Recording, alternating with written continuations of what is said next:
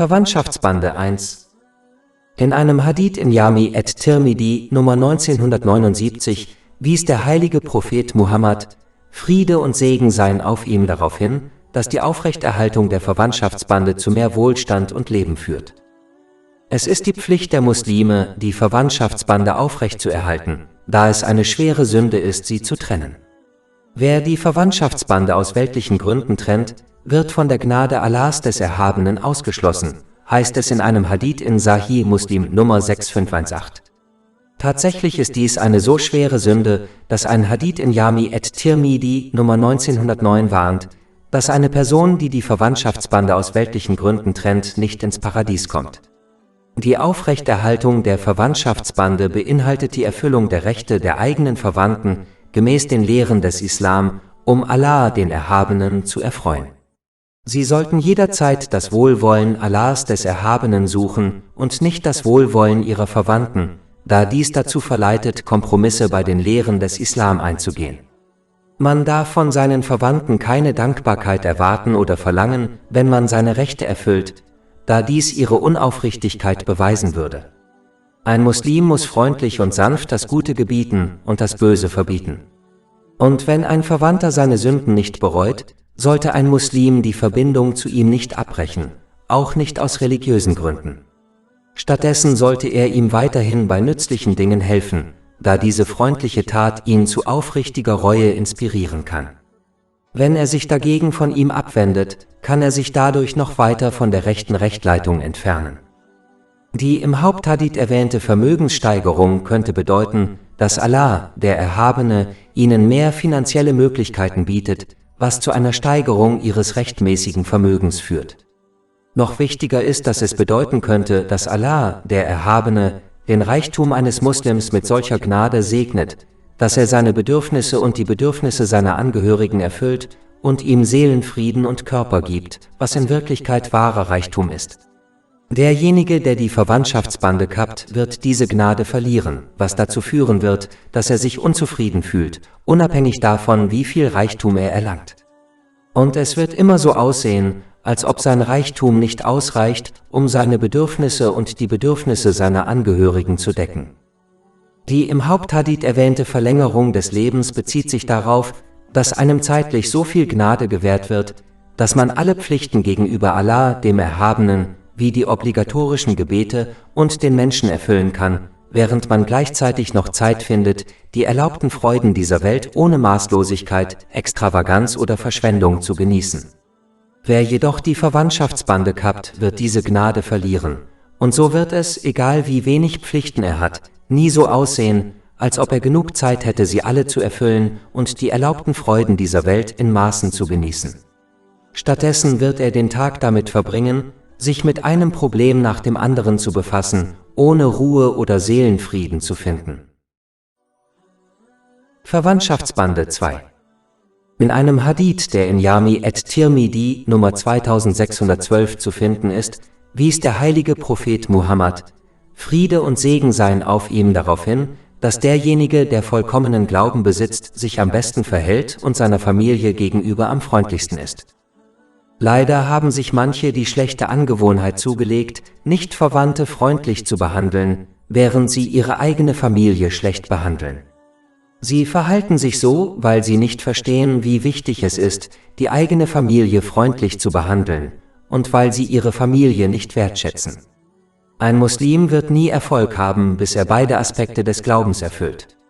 Der erste ist, seine Pflichten gegenüber Allah, dem Erhabenen, zu erfüllen, indem er seine Gebote befolgt, seine Verbote missachtet und seinem Schicksal gemäß den Überlieferungen des heiligen Propheten Muhammad, Friede und Segen seien auf ihm, mit Geduld entgegentritt.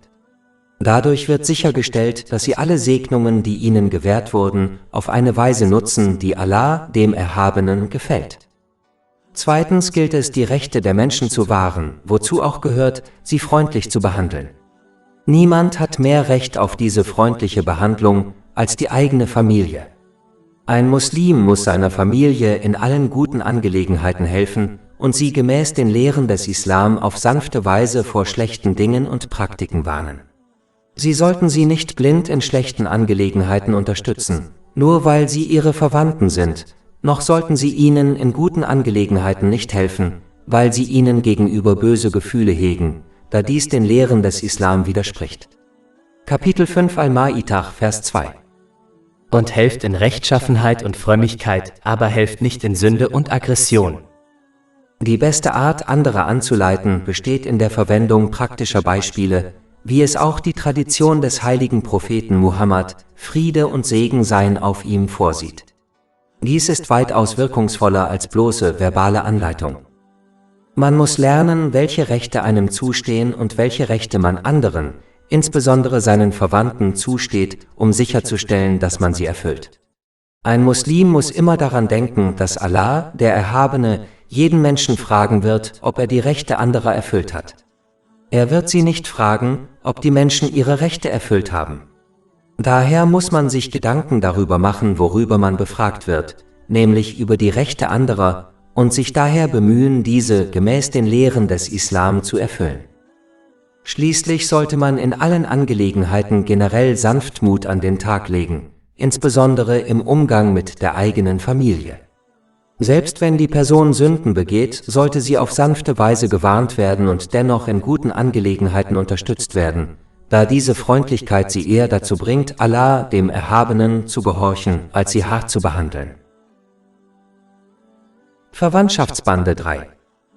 In einem Hadith in Jami at-Tirmidhi, Nummer 1952, wies der heilige Prophet Muhammad, Friede und Segen seien auf ihm, darauf hin, dass das tugendhafteste Geschenk, das Eltern ihren Kindern machen können, darin besteht, ihnen einen guten Charakter beizubringen.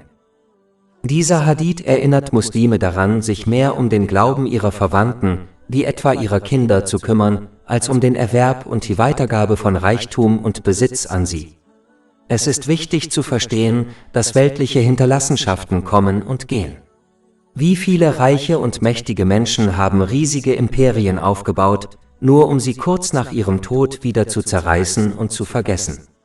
Die wenigen Spuren, die von einigen dieser Hinterlassenschaften hinterlassen wurden, bestehen nur fort, um die Menschen zu warnen, nicht in ihre Fußstapfen zu treten.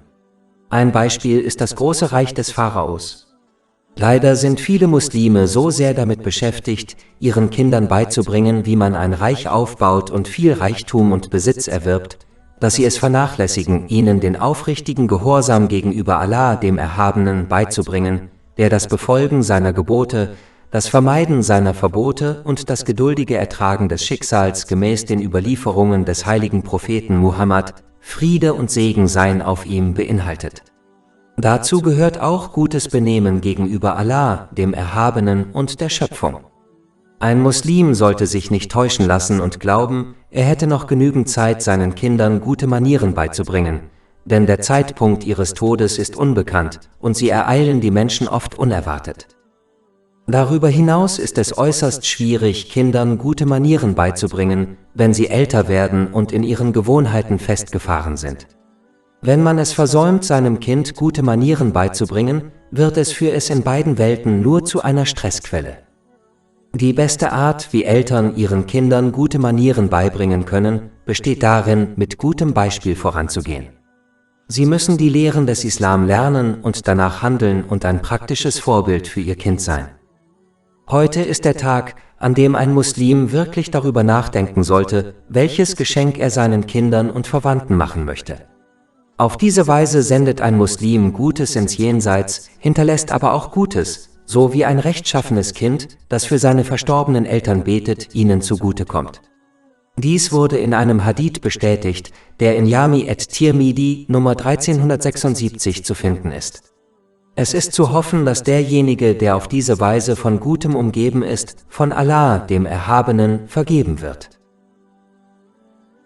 Verwandtschaftsbande 4. Ich hatte einen Gedanken, den ich teilen wollte. Ich dachte über eine Mentalität nach, die viele Menschen, insbesondere Asiaten, besitzen. Es ist das extreme Bedürfnis, Menschen wie Verwandte zu zwingen, physisch zusammenzubleiben. Obwohl es noch keine böse Absicht ist, führt es heutzutage oft zu mehr Ärger als Gutem. Da Menschen nicht perfekt sind, werden sie Fehler machen, die andere wie ihre Verwandten verärgern. Aber wenn diese Person ihre Verwandten nur ab und zu trifft und sich mit ihnen unterhält, ist die Wahrscheinlichkeit viel größer, dass der Fehler von anderen übersehen wird, sodass er nicht zu einem Streitpunkt wird. Aber wenn dieselbe Person ständig in der Nähe ihrer Verwandten wäre, wäre es viel wahrscheinlicher, dass ihre Einstellung und ihr Verhalten zu Streit und Reibereien unter ihren Verwandten führen würden. Mit anderen Worten, eine Person streitet weniger und ist eher tolerant gegenüber jemandem, den sie nur ab und zu sieht, als gegenüber jemandem, mit dem sie ständig zusammen ist. Dies ist eine Tatsache, die jeder verstehen wird, wenn er darüber nachdenkt. Leider verstehen manche Menschen nicht, dass es besser ist, physisch getrennt zu sein, aber in Frieden miteinander zu leben, als in Konflikten und Reibereien zusammenzuleben. Streitigkeiten führen nur zu einer mentalen Trennung, die sich oft negativer auf Familien auswirkt als eine physische Trennung. Eine physische Trennung hingegen führt nicht zu einer mentalen Trennung. Tatsächlich führt sie oft zu größerem gegenseitigen Respekt und Wertschätzung. Wie das berühmte Sprichwort sagt, Trennung lässt das Herz höher schlagen. Es ist wichtig zu beachten, dass es die Pflicht eines Muslims ist, seine Verwandtschaftsbande aufrechtzuerhalten, unabhängig davon, ob er physisch bei seinen Verwandten ist oder nicht.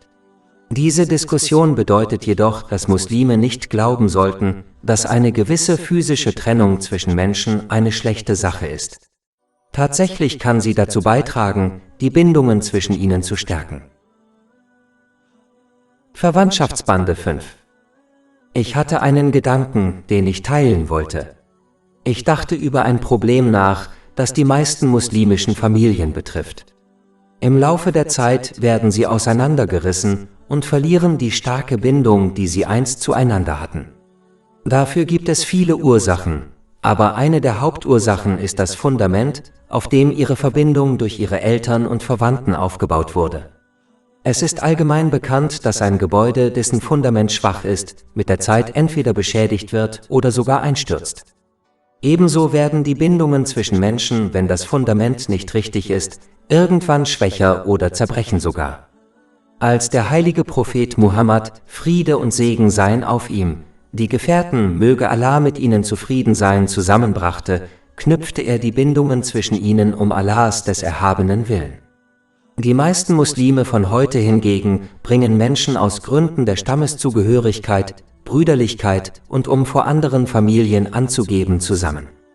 Obwohl die Mehrheit der Gefährten, möge Allah mit ihnen zufrieden sein, nicht verwandt waren, wurden ihre Bindungen immer stärker, da das Fundament der Bindungen, die sie verbanden, richtig war, nämlich um Allahs des Erhabenen willen.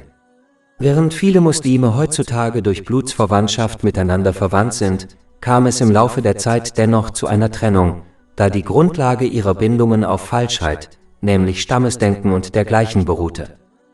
Muslime müssen verstehen, dass sie, wenn sie möchten, dass ihre Bindungen von Dauer sind und sie für die Erfüllung der wichtigen Pflicht, die Verwandtschaftsbande und die Rechte von Nichtverwandten zu wahren, belohnt werden, nur um Allahs des Erhabenen Willen Bindungen eingehen dürfen. Die Grundlage hierfür ist, dass Menschen nur in einer Weise miteinander in Verbindung treten und zusammenarbeiten, die Allah, dem Erhabenen, gefällt. Dies wird im heiligen Koran geboten.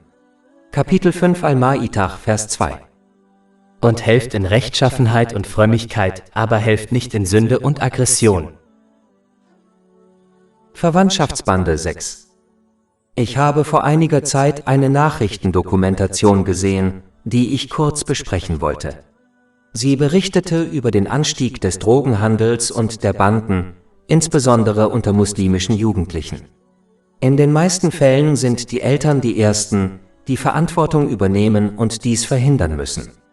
Leider zeigen viele Eltern mit dem Finger auf die Jugendlichen und behaupten, dass Lehrer, die Polizei oder die Imame der Moscheen die Jugendlichen von Banden und Drogenhandel fernhalten müssten. Obwohl sie alle eine Pflicht haben, liegt die wichtigste und größte Pflicht bei den Eltern. Eltern müssen ihre Kinder ständig über die negativen Auswirkungen von Banden und illegalen Drogen aufklären. Wie sie das Leben der Betroffenen und derer, die mit ihnen in Verbindung stehen, wie etwa ihrer Familien, ruinieren. Es ist genau so, wie der heilige Prophet Muhammad, Friede und Segen seien auf ihm, in einem Hadith in Sahih Bukhari, Nummer 2101 riet. Ein schlechter Freund ist wie ein schlechter Geruch, der seine Freunde ebenso wie andere infiziert. Der Schlüssel, um die Jugend von Banden fernzuhalten, ist in erster Linie die Erziehung durch die Eltern und dann durch andere wie Geschwister und Lehrer.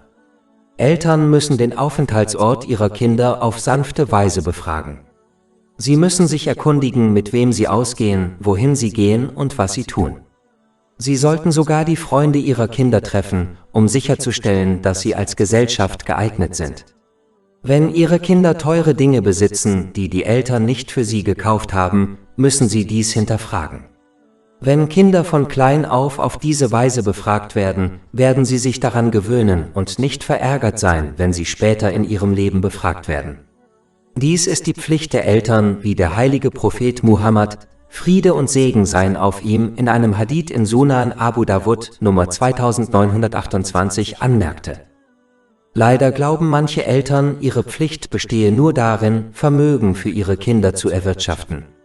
Also beschäftigen sie sich damit und vernachlässigen die wichtigere Pflicht, ihre Kinder richtig zu erziehen und ein wachsames Auge auf sie zu haben. Ja, Vermögen zu erwerben ist wichtig, aber es kann nicht wichtiger sein als die Erziehung der Kinder über den Unterschied zwischen richtig und falsch. In dieser Nachrichtendokumentation wurde auch darüber gesprochen, wie einige Drogenhändler die Verse des heiligen Koran und die Hadithe des heiligen Propheten Muhammad, Friede und Segen seien auf ihm, erfinden oder falsch interpretieren, um ihr Tun zu rechtfertigen. Das ist absurd, da der Islam eindeutig alles verbietet, was einem selbst oder anderen schadet, wie etwa den Handel oder die Einnahme illegaler Drogen. Sie behaupten sogar, dass der Verkauf illegaler Drogen an Nichtmuslime akzeptabel sei. Aber das widerspricht völlig den Lehren des Islam, da ein Muslim jeden mit Freundlichkeit und Respekt behandeln muss, unabhängig von seinem Glauben. Tatsächlich kann man kein wahrer Muslim oder Gläubiger sein, bis man verbale und körperliche Gewalt von einer Person und ihrem Besitz fernhält. Dies wird in einem Hadith bestätigt, der in Sunan an-Nasai Nummer 4998 zu finden ist. Wenn ein Muslim keine Erlaubnis hat, die Götter anderer Religionen zu missachten, wie kann der Islam dann Muslime dazu ermutigen, Menschen anderer Glaubensrichtungen zu misshandeln? Kapitel 6 Al-An'am, Vers 108. Und beleidigen Sie nicht diejenigen, die Sie anstelle von Allah anrufen, damit Sie Allah nicht aus Feindseligkeit ohne Wissen beleidigen. Tatsächlich verhielten sich die früheren Völker so und Allah, der Erhabene, tadelte sie dafür scharf. Kapitel 3 Ali Imran, Vers 75. Und unter den Leuten der Schrift gibt es manchen, der euch viel zurückgibt, wenn ihr ihm etwas anvertraut. Und unter ihnen gibt es manchen, der euch auch nur eine Münze zurückgibt, wenn ihr ihn nicht ständig zu Leibe rückt. Dies ist so, weil sie sagen, es trifft uns nichts, wenn wir ungebildet sind. Und sie reden die Lüge über Allah, obwohl sie es wissen. Wenn der heilige Prophet Muhammad, Friede und Segen seien auf ihm, in vielen Hadithen, wie zum Beispiel in Sahih Bukhari Nummer 3318, die gute Behandlung von Tieren betont, wie kann der Islam dann die Misshandlung von Menschen erlauben? Wer seine Kinder erzieht, verhindert, dass sie dazu verleitet werden, bösen Aussagen und Ratschlägen Glauben zu schenken und danach zu handeln. Diese Erziehung beginnt zu Hause. Die Eltern müssen sich dieser Pflicht stellen und sie erfüllen. Erst dann erstreckt sich diese Pflicht auch auf andere, wie etwa Schullehrer. Wenn ein Elternteil diese Pflicht erfüllt, wird er am Tag des jüngsten Gerichts entlastet, unabhängig davon, wie sich sein Kind verhält. Wenn er diese Pflicht jedoch nicht erfüllt, wird er dafür in dieser und in der nächsten Welt zur Rechenschaft gezogen. Verwandtschaftsbande 7. Ich habe vor einiger Zeit einen Zeitungsartikel gelesen, den ich kurz besprechen wollte. Darin wurde über den Stress des Familienlebens berichtet, beispielsweise über die Kindererziehung. Obwohl es viele Dinge gibt, die eine Person lernen und tun kann, um diesen Stress zu reduzieren, wird hier nur ein wichtiger Punkt besprochen. Jeder Elternteil oder Erziehungsberechtigte, der ein Kind großzieht, wird mit zwei Elementen konfrontiert. Das erste ist seine eigene Pflicht und Verantwortung gegenüber dem Kind, das in seiner Obhut ist. So ist es beispielsweise seine Verantwortung, ihm die Lebensnotwendigkeiten wie Nahrung, Kleidung und Unterkunft zu geben. Darüber hinaus muss er sowohl für seine weltliche als auch religiöse Erziehung sorgen, beispielsweise indem er ihm die guten Manieren beibringt, die im heiligen Koran und in den Traditionen des heiligen Propheten Muhammad, Friede und Segen seien auf ihm, beschrieben werden. Kapitel 66 Et-Tarim, Vers 6. Ihr Gläubigen schützt euch und eure Familien vor einem Feuer, dessen Brennstoff Menschen und Steine sind. Das zweite Element betrifft die eigenen Lebensentscheidungen des Kindes. Zum Beispiel, ob es hart lernen möchte, um erfolgreich zu sein, oder faul sein möchte. Diese Entscheidungen können zwischen zwei rechtmäßigen Dingen getroffen werden, wie im genannten Beispiel, oder zwischen richtig und falsch. Ein Kind muss sich zum Beispiel zwischen einem Leben als Krimineller oder einem rechtmäßigen Beruf entscheiden. Alle Kinder müssen diese Entscheidungen irgendwann treffen und können nicht von jemand anderem, zum Beispiel von ihren Eltern, gezwungen werden, einen bestimmten Weg einzuschlagen. In Wirklichkeit können Eltern ihren Kindern nicht ständig folgen und sie irgendwie zwingen, die richtigen Entscheidungen zu treffen. Für Muslime ist es wichtig zu verstehen, dass sie von Allah, dem Erhabenen, hinsichtlich des ersten Elements, nämlich ihrer Pflichten und Verantwortlichkeiten, die Allah, der Erhabene, ihnen auferlegt hat, befragt und zur Rechenschaft gezogen werden. Für das zweite Element, nämlich die unabhängigen Entscheidungen ihrer Kinder, werden sie jedoch nicht zur Rechenschaft gezogen. Ein Muslim sollte dies also im Hinterkopf behalten und sich voll und ganz auf die Erfüllung seiner Pflicht konzentrieren und sich nicht über das zweite Element aufregen, das außerhalb seiner Kontrolle liegt. So wie sich ein intelligenter Mensch nicht über das Wetter aufregt, da er weiß, dass er es nicht kontrollieren kann, sollte er sich auch nicht über das zweite Element aufregen und sich stattdessen auf das konzentrieren, was in seiner Kontrolle liegt und wofür er zur Rechenschaft gezogen wird. Verwandtschaftsbande 8. In einem Hadith, der in Sahih Bukhari Nummer 5090 zu finden ist, riet der heilige Prophet Muhammad, Friede und Segen seien auf ihm, dass eine Person aus 4 Gründen heiratet, wegen ihres Reichtums, ihrer Abstammung, ihrer Schönheit oder ihrer Frömmigkeit. Er schloss mit der Warnung, dass eine Person aus Gründen der Frömmigkeit heiraten sollte, sonst sei sie ein Verlierer. Es ist wichtig zu verstehen, dass die ersten 3 in diesem Hadith erwähnten Dinge sehr vergänglich und unvollkommen sind. Sie mögen jemandem vorübergehendes Glück bringen, aber letztendlich werden diese Dinge für ihn zu einer Last, da sie mit der materiellen Welt verbunden sind und nicht mit dem, was ultimativen und dauerhaften Erfolg bringt, nämlich dem Glauben. Man muss nur die Reichen und Berühmten beobachten, um zu verstehen, dass Reichtum kein Glück bringt. Tatsächlich sind die Reichen die unzufriedensten und unglücklichsten Menschen auf der Erde. Jemanden wegen seiner Abstammung zu heiraten ist töricht, da dies keine Garantie dafür ist, dass die Person ein guter Ehepartner sein wird.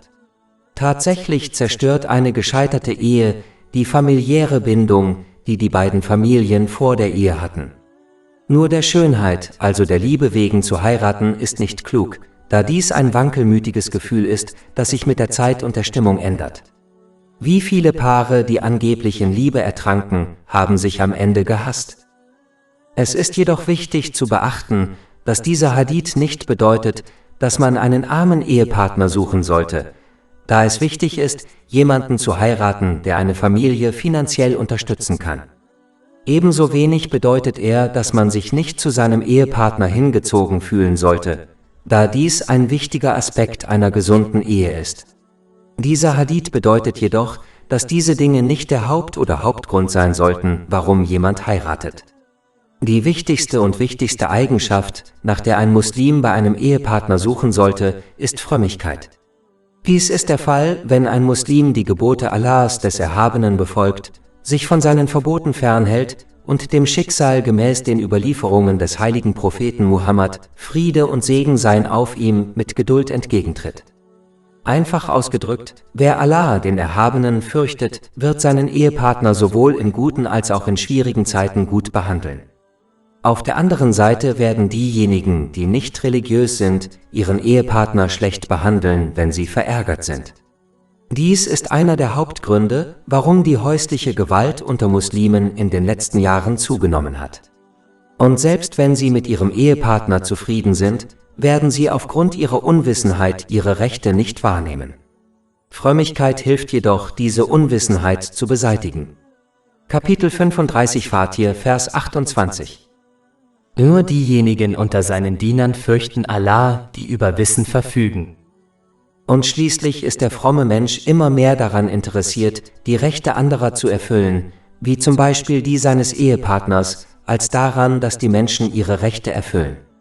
Das liegt daran, dass er versteht, dass Allah, der Erhabene, ihn fragen wird, ob er die Rechte der Menschen erfüllt hat oder nicht. Er wird ihn nicht fragen, ob die Menschen ihre Rechte erfüllt haben, denn das wird geklärt, wenn Allah, der Erhabene, andere fragt, und nicht, wenn er sie fragt. Der gottlose Muslim hingegen wird sich immer nur um seine Rechte kümmern, Rechte, die er der Gesellschaft, der Kultur, der Mode und seiner Vorstellungskraft entnommen hat, und nicht dem Islam. Daher wird er nie wirklich zufrieden mit seinem Ehepartner sein, selbst wenn dieser seine Rechte gemäß den Lehren des Islam erfüllt. Das ist der Grund, warum Unwissenheit über den Islam und Scheidungen so eng miteinander verbunden sind. Wenn ein Muslim heiraten möchte, sollte er sich zunächst das entsprechende Wissen aneignen, beispielsweise welche Rechte er seinem Ehepartner zusteht, welche Rechte ihm von seinem Ehepartner zustehen und wie man in verschiedenen Situationen richtig mit seinem Ehepartner umgeht. Unglücklicherweise führt Unwissenheit in dieser Hinsicht zu vielen Auseinandersetzungen und Scheidungen, da Menschen Dinge verlangen, die ihr Ehepartner nicht erfüllen muss. Daher ist Wissen, das die Wurzel der Frömmigkeit ist, die Grundlage einer gesunden und erfolgreichen Ehe. Verwandtschaftsbande 9. Die Aufrechterhaltung der Verwandtschaftsbande ist ein wesentlicher Aspekt des Islam, der nicht aufgegeben werden kann, wenn man Erfolg haben möchte, in beiden Welten. Ein wahres Zeichen des eigenen Glaubens ist nicht, den ganzen Tag in einer Moschee damit zu verbringen, Allah, den Erhabenen, anzubeten, sondern es ist die Erfüllung der Rechte Allahs, des Erhabenen, und die Erfüllung der Rechte der Schöpfung. Eines der wichtigsten Rechte der Schöpfung ist die Aufrechterhaltung der Verwandtschaftsbande. Man kann Frömmigkeit vortäuschen, indem man sich islamisch kleidet, aber man kann Allah, den Erhabenen, nicht täuschen. Wenn man sich umdreht in den Seiten der Geschichte, werden Sie immer wieder feststellen, dass die frommen Diener Allahs, des Erhabenen, ihre Verwandtschaftsbande aufrechterhielten. Selbst wenn ihre Verwandten sie schlecht behandelten, reagierten sie immer noch freundlich. Kapitel 41 Fusilat, Vers 34. Und die gute Tat ist nicht gleich der schlechten. Wehre das Böse durch die bessere Tat ab, und dann wird derjenige, zwischen dem du und ihm Feindschaft herrscht, so sein, als wäre er ein ergebener Freund. In einem Hadith, der in Sahih Muslim Nummer 6525 zu finden ist, wies der heilige Prophet Muhammad, Friede und Segen seien auf ihm, darauf hin, dass Allah, der Erhabene, immer demjenigen helfen wird, der danach strebt, seine Verwandtschaftsbande aufrechtzuerhalten, selbst wenn seine Verwandten die Dinge erschweren. Für sie. Gutes mit Gutem zu vergelten ist nichts Besonderes, wohingegen Böses mit Gutem zu vergelten das Zeichen eines aufrichtigen Gläubigen ist. Das erstgenannte Verhalten kann man sogar bei Tieren beobachten. In den meisten Fällen zeigt ein Tier Zuneigung, wenn man es freundlich behandelt. In einem Hadith aus Sahih Bukhari Nummer 5991 wird bestätigt, dass derjenige, der die Verwandtschaftsbande wirklich aufrechterhält, derjenige ist, der die Bindungen aufrechterhält, selbst wenn seine Verwandten sie trennen. Der heilige Prophet Muhammad, Friede und Segen seien auf ihm, wurde ständig terrorisiert von den meisten seiner Verwandten, aber er war ihnen gegenüber immer freundlich. Es ist allgemein bekannt, dass man ohne die Nähe Allahs, des Erhabenen, keinen Erfolg haben kann. Aber in einem Hadith, der in Sahih Bukhari Nummer 5987 zu finden ist, hat Allah, der Erhabene, klar erklärt, dass er die Bindungen zu demjenigen trennen wird, der aus weltlichen Gründen seine Verwandtschaftsbande durchtrennt. Bedenken Sie, dies gilt unabhängig davon, wie sehr man sich bemüht, die Rechte Allahs, des Erhabenen, in Form von Anbetung, wie zum Beispiel den obligatorischen Gebeten, zu erfüllen. Wenn Allah, der Erhabene, die Verbindung zu einem Muslim abbricht, wie können Sie dann seine Nähe und ewigen Erfolg erlangen? Darüber hinaus verzögert Allah, der Erhabene, in den meisten Fällen die Bestrafung der Sünden, um den Menschen die Möglichkeit zu geben, Buße zu tun. Aber das Brechen der Verwandtschaftsbande aus weltlichen Gründen wird schnell bestraft. Dies wurde in einem Hadith bestätigt, der in Sunan ibn Majah Nummer 4212 zu finden ist. Leider ist das Abbrechen von Bindungen in der heutigen Welt weit verbreitet. Menschen brechen leicht verwandtschaftliche Bindungen aus kleinlichen weltlichen Gründen ab. Sie erkennen nicht, dass jeder Verlust, das Leid, das in der materiellen Welt auftritt, ist vorübergehend, doch wenn sie von Allah, dem Erhabenen, getrennt werden, werden sie in beiden Welten anhaltendes Leid erleiden. Ein Grund für das Auflösen der Verwandtschaftsbande, der in der islamischen Gemeinschaft häufig anzutreffen ist, wenn jemand durch seinen Beruf einen höheren sozialen Status erreicht. Dies inspiriert ihn dazu, seine Verwandten zu verwerfen, weil sie glauben, dass sie es nicht mehr wert sind, mit ihnen zu interagieren. Ihre Liebe zu ihrem Reichtum und ihrem sozialen Status treibt sie an die Türen der Paranoia, die sie davon überzeugt, dass ihre Verwandten wollen ihnen lediglich ihren Reichtum wegnehmen. Der heilige Koran weist darauf hin, dass diese Bindungen am Tag des jüngsten Gerichts in Frage gestellt werden. Kapitel 4 An-Nisa, Vers 1. Und fürchtet Allah, durch den ihr einander bittet, und die Gebärmütter. Wahrlich, Allah ist ein Beobachter über euch. Dieser Vers zeigt auch deutlich, dass man keine Frömmigkeit erlangen kann, ohne die Verwandtschaftsbande aufrechtzuerhalten. Diejenigen, die glauben, sie können es durch übermäßige Anbetung erreichen und Fasten nachweislich das Gegenteil bewiesen haben und deshalb ihr Verhalten ändern müssen. Der Islam lehrt Muslime, alle Verwandtschaftsbande zu pflegen, indem sie ihren Verwandten in guten Angelegenheiten helfen, wann und wo immer dies möglich ist. Ihnen wurde befohlen, eine konstruktive Geisteshaltung anzunehmen, die Verwandte zum Wohle der Gesellschaft vereint, anstatt eine destruktive Mentalität, die nur zu Spaltungen innerhalb der Familie führt. Laut einem Hadith in Sunan Abu Dawud, Nummer 4919, führt das Schaffen von Spaltungen zwischen Menschen zur eigenen Zerstörung. Diejenigen, die ihre Verwandtschaftsbande lösen, werden im heiligen Koran verflucht. Kapitel 47 Muhammad, Verse 22-23. Würdest du etwa, wenn du dich abkehrst, Unheil auf der Erde stiften und deine Bindungen abbrechen? Jene, die das tun, sind diejenigen, die Allah verflucht hat. Wie kann man seine rechtmäßigen Wünsche in dieser oder der nächsten Welt erfüllen, wenn man vom Fluch Allahs, des Erhabenen, umgeben ist und seiner Gnade beraubt ist? Der Islam verlangt nicht, dass man über seine Verhältnisse lebt, um seine Verwandten zu unterstützen, noch verlangt er von einem, die Grenzen Allahs, des Erhabenen, für seine Verwandten zu opfern. Denn es gibt keinen Gehorsam gegenüber der Schöpfung, wenn es bedeutet Ungehorsam gegenüber dem Schöpfer. Dies wird in einem Hadith bestätigt, der in Sunan Abu Dawud, Nummer 2625 zu finden ist. Daher sollte man sich seinen Verwandten niemals bei bösen Taten anschließen. In diesem Fall sollte ein Muslim befehle deinen Verwandten, Gutes zu tun und verbiete ihnen sanft das Böse, während du ihnen Respekt entgegenbringst. Kapitel 5 Al-Ma'idah, Vers 2. Und helft in Gerechtigkeit und Frömmigkeit, aber helft nicht in Sünde und Aggression. Unzählige Vorteile erhält derjenige, der die Verwandtschaftsbande aufrechterhält um Allahs Willen, des Erhabenen. Zum Beispiel hat der heilige Prophet Muhammad, Friede und Segen seien auf ihm, darauf hingewiesen, dass derjenige, der seine Bindungen aufrechterhält, mit zusätzlicher Gnade in seiner Versorgung und in seinem Leben gesegnet wird. Dies wird in einem Hadith bestätigt, der in Sunan Abu Dawud, Nummer 1693 zu finden ist. Dies bedeutet, dass ihre Versorgung, egal wie gering sie ist, für sie ausreichen wird und ihnen Seelenfrieden verschafft. Und Körper. Gnade im Leben bedeutet, dass sie Zeit finden werden, alle ihre religiösen und weltlichen Pflichten zu erfüllen.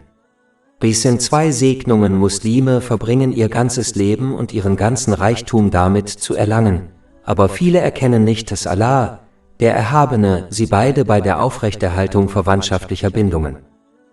Die Aufrechterhaltung der Verwandtschaftsbeziehungen ist so wichtig, dass der heilige Prophet Muhammad, Friede und Segen seien auf ihm, den Muslimen befahl, diese lebenswichtige Pflicht auch gegenüber ihren nicht-muslimischen Verwandten zu erfüllen.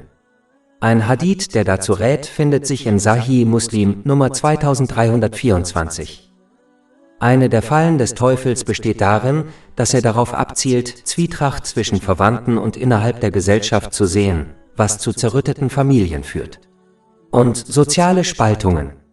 Sein ultimatives Ziel ist es, den Islam als Nation zu schwächen.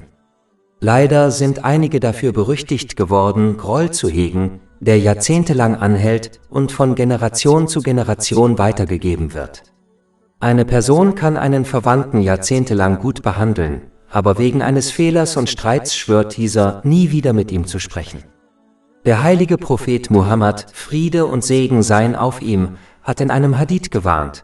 In Sahih Muslim Nummer 6526 steht, dass es für einen Muslim verboten ist, die Verbindung zu einem anderen Muslim wegen einer weltlichen Angelegenheit für mehr als 3 Tage abzubrechen. Wenn dies das Gebot ist, die Verbindung zu einem Nichtverwandten abzubrechen, kann man sich dann vorstellen, wie schwerwiegend es ist, die Verbindung zu Verwandten abzubrechen? Diese Frage wurde in Sahih Bukhari Nummer 5984 beantwortet. Der heilige Prophet Muhammad, Friede und Segen seien auf ihm, hat erklärt, dass derjenige, der die Verbindung zu einem Verwandten aus weltlichen Gründen abbricht, nicht ins Paradies kommt. Man muss über die Verse und Hadithe nachdenken, die dieses wichtige Thema behandeln, und sich darüber im Klaren sein, dass Allah, der Erhabene, nach Jahrzehnten der Sünden weder seine Türen schließt, noch die Verbindung zu den Menschen unterbricht. Warum wenden sich die Menschen dann so leicht wegen kleiner weltlicher Angelegenheiten von ihren Verwandten ab? Dies muss sich ändern, wenn man möchte, dass die Verbindung zu Allah, dem Erhabenen, intakt bleibt. Alles Lob gebührt Allah, dem Herrn der Welten, und Friede und Segen seien auf seinem letzten Gesandten Muhammad, seiner edlen Familie und seinen Gefährten.